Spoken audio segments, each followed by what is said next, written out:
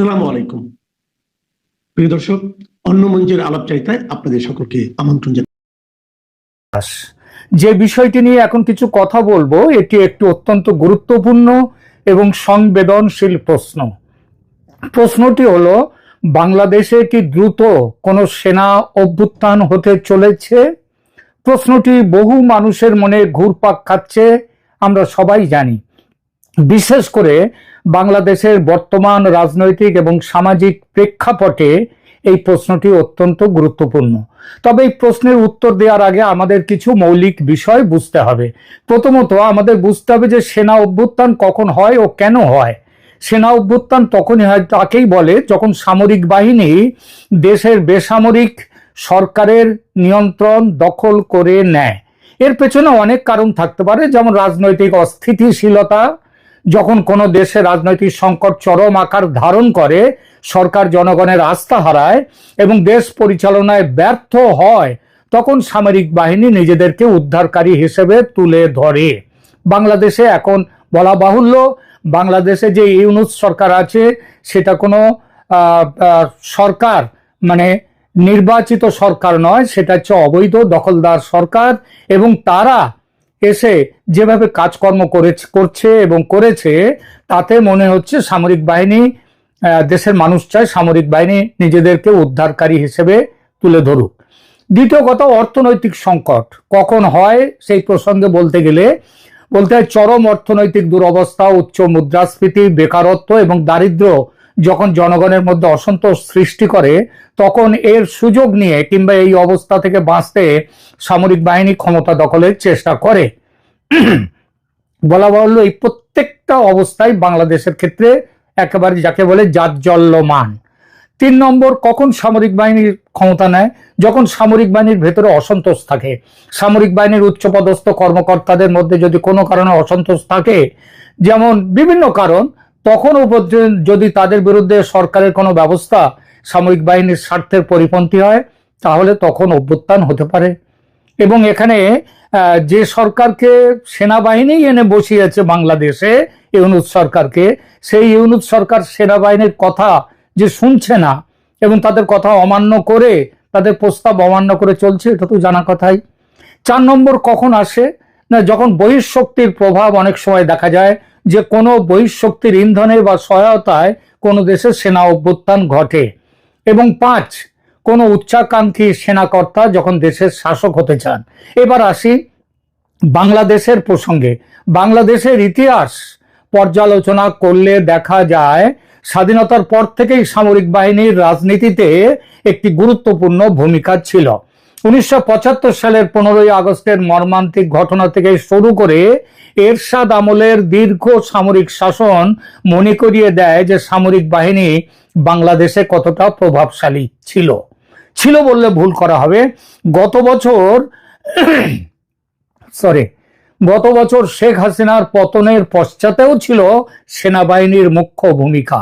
তবে তফাৎ এক জায়গায়, গত বছর 2024-এ সুযোগ থাকা সত্ত্বেও সেনা কিন্তু ক্ষমতা দখল করেনি। এমনও বলা যায় দখলের পথে এগিয়ে গিয়েও পিছিয়ে এসেছিল সেনাবাহিনী। জেনারেল ওয়াকার উজ্জামানের 5 আগস্ট 2024-এ দেওয়া ভাষণটি শুরু করুন, আমি আপনাদের সবার জানমালের ব্যবস্থা নিজের ঘাড়ে নিলাম, আপনাদের জানমালের রক্ষার কথা আমি নিজেই নিলাম। এই নিজে ক্ষমতা গ্রহণ কিন্তু তিনি করলেন না, তিনি মোহাম্মদ ইউনূসকে ক্ষমতায় বসালেন। এই ক্ষমতায় বসানো, এটা কি স্বেচ্ছায় বসানো নাকি সেনাপ্রধান বাধ্য হয়েছিলেন ইউনূসকে ক্ষমতায় বসাতে? সেটা বোঝা যায় আমেরিকা ও পশ্চিমা বিশ্বের চাপে পতন ঘটেছিল হাসিনার সরকারের, এবং ইউনূস যে ক্ষমতায় বসেছেন সেটাও কিন্তু ওয়াশিংটনের ব্লু প্রিন্ট মাফিক। এটা আজকে পরিষ্কার হয়ে যাচ্ছে। ওই যে ইউনূস বলেছিলেন মেটিকুলাস ডিজাইন। 1 বছর আগে সম্ভাবনা থাকলেও সামরিক শাসন হয়নি দেশে, আজ 1 বছর পরে তাহলে এই কথা উঠছে কেন? অনেকেই মনে করছেন, এটাও বলছেন যে সেনাবাহিনী এগিয়ে গিয়ে পিছিয়ে আসছে কারণ সেনাবাহিনীও এই সরকারের সাথে আছে। এই প্রশ্নটা স্বাভাবিক, কিন্তু তা হলেও তারপরেও আজকেও যদি বলা হয় গোপালগঞ্জের সেনাবাহিনী কি করেছে সেটা সবাই জানে, সেটা কোনো লুকোনো কথা নয়। কিন্তু তা সত্ত্বেও এখন কথা উঠছে যে সেনাবাহিনী বাংলাদেশের ক্ষমতা দখল করবে কি করবে না, তাদের করা উচিত। এই উচিতটা এর সবচেয়ে বড় কারণ হচ্ছে হাসিনা পরবর্তী ইউনূসের অন্তর্বর্তী সরকারের বিপুল ব্যর্থতা, বিপুল। এর ফলে 2025 সালের আগস্ট মাসে এসে দেখা যাচ্ছে বাংলাদেশ নামক দেশটি প্রতিষ্ঠার পর থেকে সবচেয়ে অস্থির অবস্থার মুখোমুখি আজ এসে দাঁড়িয়েছে। ঝুলিয়ে রাখা রাজনৈতিক পরিবর্তন ওটা হয়ে গেছে এখন যেন সেই গাদার সামনে গাজর ঝুলিয়ে দেয়া, সেই রকমই জনসাধারণের অস্থিরতা, দেশ চালানোয় চরম ব্যর্থতা এবং সরকারের বিরুদ্ধে সেনার অবিশ্বাস, সব মিলেমিশে সেনা অভ্যুত্থানের সম্ভাবনা ক্রমশ জোরদার হয়ে উঠেছে। শুধু দেশীয় কারণ নয়, কিছু আন্তর্জাতিক কারণও যুক্ত হয়ে এই সেনা অভ্যুত্থানের সম্ভাবনা আরো তীব্র করেছে। 2024 সালের আগস্টে যে অভ্যুত্থান বা আন্তর্জাতিক অভ্যুত্থান বা ষড়যন্ত্র যেটাই বলুন না কেন, সেটা আন্তর্জাতিক ষড়যন্ত্রের বলি হয়েছিল হাসিনা সরকার। দেশের মানুষ আন্তরিকভাবে চেয়েছিল নতুন সরকার এসে একটা হিলিং টাচ দেবে, শান্তি এবং স্বস্তি ফিরবে দেশে। গত 1 বছরের অভিজ্ঞতা তার একেবারেই বিপরীত, এতটাই বিপরীত যে মানুষ এখন বলছে পরিষ্কারভাবে রাস্তায় নেমে যে হাসিনার আমল অনেক ভালো ছিল। তাদের উপরে নানা রকম অত্যাচার নেমে আসছে, তা সত্ত্বেও এই কথাগুলো বলবার লোক কিন্তু আজকে কম নেই বাংলাদেশে। তারা স্পষ্টভাবে বলছে এই 11 মাসে কি অভিজ্ঞতা অর্জন করেছে মানুষ। জনগণের অবিশ্বাস এবং বারবার গণবিক্ষোভ, সেইটা এই অভিজ্ঞতা হয়েছে। দেশব্যাপী পুলিশ ধর্মঘট এবং পরবর্তীতে আইন প্রয়োগকারী সংস্থার পতন, যার ফলে বেসামরিক শৃঙ্খলায় সেনাবাহিনীর ভূমিকা আরো গভীর হয়েছে। অন্তর্বর্তীকালীন সরকার এবং সশস্ত্র বাহিনীর মধ্যে ক্রমশ বেড়ে যাওয়া দ্বন্দ্ব, বিশেষ করে বিলম্বিত নির্বাচন এবং বিতর্কিত নীতি প্রস্তাবের বিষয়ে। যেমন নীতি প্রস্তাবগুলো কি, যেমন আমেরিকাকে মানবিক করিডোরের নামে ঘাঁটি করতে দেয়া, তারপরে চট্টগ্রাম বন্দর তুলে দেয়া, তারপর সেন্ট মার্টিনস আইল্যান্ড, সেটা তো ইতিমধ্যেই আমেরিকার দখলে প্রায় চলে গেছে। এই সবগুলোর মধ্যে দিয়ে সেনাবাহিনীর সাথে এই যে বেসামরিক সরকার বলে ইউনূসের যেটা আছে তার দ্বন্দ্ব বেড়ে গেছে।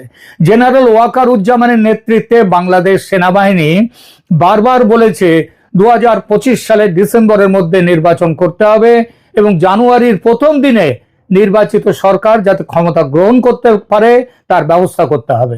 সরকার নানান বাহানায় এড়িয়ে গেছে সেনাবাহিনীর এই প্রস্তাব কিংবা সেনাবাহিনীর এই চাওয়া। কদিন আগে ফেব্রুয়ারির প্রথম অর্ধে ভোট হবে বলে জানিয়েছেন মোহাম্মদ ইউনূস, কিন্তু সন্দেহ করার যথেষ্ট কারণ আছে যে শেষ মুহূর্তে কোনো না কোনো বাহানা দিয়ে বাতিল হবে নির্বাচন। বাতিল করতে অবশ্য বড় কিছু অসুবিধে নেই, কারণ ইউনূস এখন সঙ্গে পেয়েছেন আমেরিকাকে এবং আমেরিকার যে স্বার্থ সেই স্বার্থ রক্ষা করার জন্য ইউনূস এখন ব্যস্ত, সুতরাং আমেরিকা ইউনূসকে সাহায্য করে যাবে। জেনারেল ওয়াকারুজ্জামান জোর দিয়ে বলেছেন যে শুধুমাত্র একটি নির্বাচিত সরকারই রাজনৈতিক স্থিতিশীলতা প্রদান করতে পারে দেশে। আসন্ন সামরিক হস্তক্ষেপের গুজব বা সম্ভাবনার কথা সেটা কিন্তু চারদিকে ঘুরে বেড়াচ্ছে এবং এই সম্ভাবনার কথা সত্ত্বেও, এইসব গুজব সত্ত্বেও সেনাবাহিনীর মুখপাত্ররা কিন্তু আনুষ্ঠানিকভাবে অভ্যুত্থানের কোনো উদ্দেশ্য বা পরিকল্পনা আছে সেনাবাহিনীর সেটা অস্বীকার করেছেন এবং জনগণ এবং আন্তর্জাতিকভাবে গণতন্ত্রের প্রতি সেনা তাদের অঙ্গীকার আশ্বস্ত করার চেষ্টা করেছে। বলেছে যে ক্যান্টনমেন্টের এই চিন্তা, দেশের ক্ষমতা দখল করার কোনো চিন্তা নেই। তবে সেনাবাহিনী বেসামরিক কর্তৃপক্ষ যদি সিদ্ধান্তহীন থেকে যায়, যদি দেশকে ক্রমশ অস্থিতিশীল করতে থাকে, তাহলে সেনাবাহিনী এগিয়ে আসবার কথা ভাবতেই পারে এবং সেটা ভেবেছেও। ঢাকায় সমস্ত ইউনিটগুলোকে একত্রিত করে এবং উচ্চ স্তরের জরুরি সভা একাধিকবার আহ্বান করে সেনা কিন্তু সে কি চাইছে সেটা কিন্তু বলে দিয়েছে।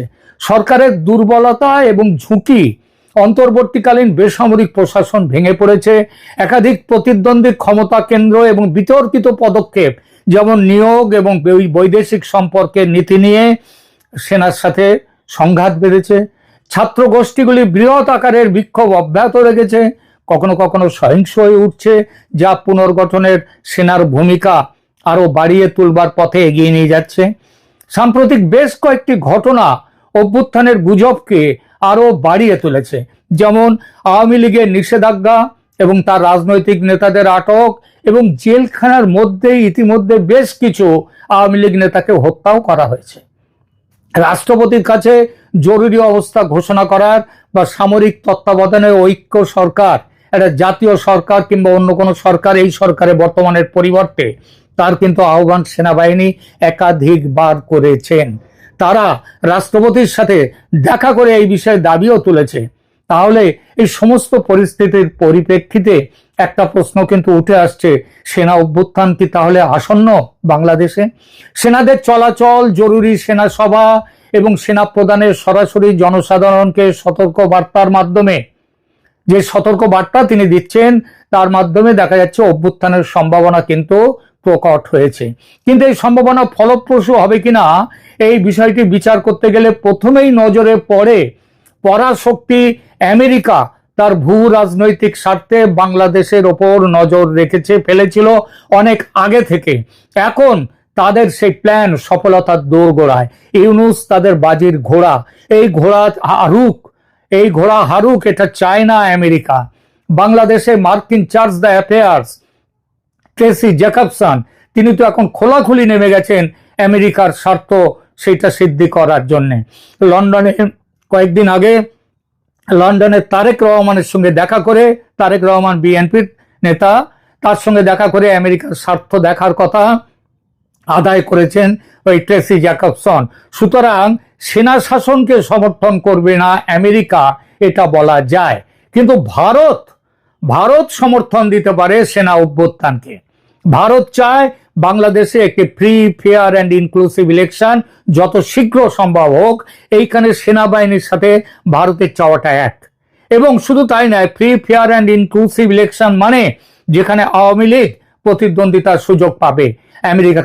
আমেরিকা এটা করতে দেবে না, কারণ আমেরিকা জানে মুজিব কন্যা আমেরিকার হাতের পুতুল হবেন না। আমেরিকা ইউনূসকে রাখবে, প্রয়োজন হলে তারেক রহমানকে নিয়ে আসবে, ইউনূসকে রাষ্ট্রপতির জায়গায় নিয়ে যাবে, সেই প্ল্যানটাও রয়েছে আমেরিকার।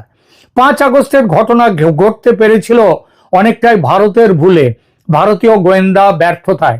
ভারত অতিমাত্রায় আত্মসন্তুষ্ট ছিল এই ভেবে যে শেখ হাসিনার বিরুদ্ধে কোটার আন্দোলন একটি ছোটখাটো ব্যাপার, এর পেছনে পশ্চিমা বিশ্বের ষড়যন্ত্রকে গুরুত্ব দেয়নি ভারত। 5 আগস্টের ঘটনা ঘটার পরও ভারত কোনো প্ল্যান তৈরি করেনি। আমেরিকার ভোট আসতে ভেবেছিল বন্ধু ট্রাম্প জিতবে এবং তিনি জিতলে সমাধান হয়ে যাবে বাংলাদেশের সমস্যার। ভারতের সেই ভাবনা এখন কোথায় এসে দাঁড়িয়েছে সেটা দেখুন একবার। কিন্তু বেটার লেট দ্যান নেভার, ভারতের কানে এখন জল ঢুকেছে। প্ল্যান বি, প্ল্যান সি তৈরি করেছে ভারত। প্ল্যান বি অনুযায়ী এই সরকারের বদলে অন্য সরকার নিয়ে আসা, সেটা ন্যাশনাল গভর্নমেন্ট হতে পারে, সেটা কেয়ারটেকার গভর্নমেন্ট হতে পারে, এমনকি আর্মি গভর্নমেন্ট হলেও ভারতের আপত্তি নেই। এবং প্ল্যান সি হলো আওয়ামী লীগের মুক্তি ফৌজ যুদ্ধে নামলে ভারত তাদের সাহায্যে এগোতেই পারে। শেষ পর্যন্ত উত্তরটা কি দাঁড়ালো? তাহলে দাঁড়ালো এই যে রাজনৈতিক বিচ্যুতি, নিরাপত্তা ভাঙন এবং ক্রমবর্ধমান বেসামরিক অস্থিরতার কারণে আগাম সেনা হস্তক্ষেপের ঝুঁকি বাংলাদেশে একান্তই বাস্তব এবং সেটা জরুরিও।